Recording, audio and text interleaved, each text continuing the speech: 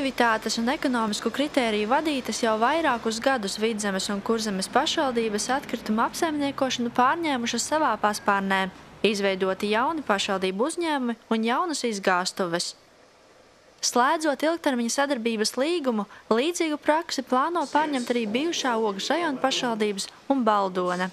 Veidojās ilgtermiņa stratēģija un ilgtermiņa sadarbība, kuras rezultātā veidojās šie atkrituma apsaimniekošanas laukumi, šķirošana, tiek veikts darbs arī ar iedzīvotājiem.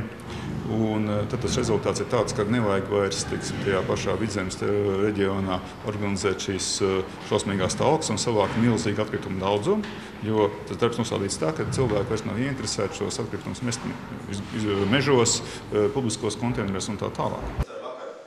Sadarbības līgums paredz vienotu atkritumu apsaimniekošanas koncepciju 20 gadu garumā.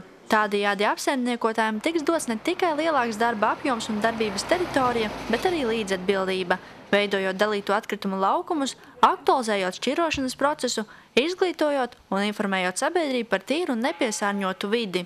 Tas, ko mēs šobrīd popularizējam un cenšam aicināt cilvēkus atkritumus sašķirot, pašiem arī nogādāt uz sašķiroto atkritumu laukumu, kas ir bez maksas pakalpojums. Rezultātā mazāk atkritumu nonāk izgāstuvē. Mazāk jāsamaksā par šo atkritumu deponēšanu un rezultātā līdz ar to mēs ietaupām naudu katrs savā makā un kopīgi arī, acīm redzot, tad varam efektīvāk un ekonomiskāk strādāt. Vērojot cenu sadārdzinājumu teik vienā pozīcijā, pārāk naivi būtu cerēt, ka atkrituma apsaimniekošanas izmaksas nākotnē samazināsies. Tomēr, realizējot sadarbības plānu, pašvaldības centīsies panākt izmaksu nepalielināšanos. Dabas resursu nodoklis palielinās apmēram jau šogad palielinās 2 reizes, nākošais gads vēl palielinās, respektīvi par atkritumu deponēšanu izmaksas arvien vairāk aug. Rezultātā tas nozīmē to, ka mūsu iedzīvotājiem jau šogad būtu jāmaksā 2 reizes vairāk par atkritumu izvešanu nekā pagājušā gadā. Jo ar nosacījumu šie visi atkritumi nešķiroti nonāk atkritumu poligonā. Sadarbību atkritumu šķirošanas jomā ceturtdien, 18. augustā, konceptuāli atbalstījuši Ogres novada domes deputāti.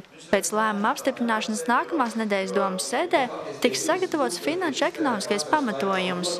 Pozitīvākā scenārija rezultātā jaunā kārtība spēkā varētu stāties nākamā gada 2. pusē ar pārējais posmu iedzīvotājiem.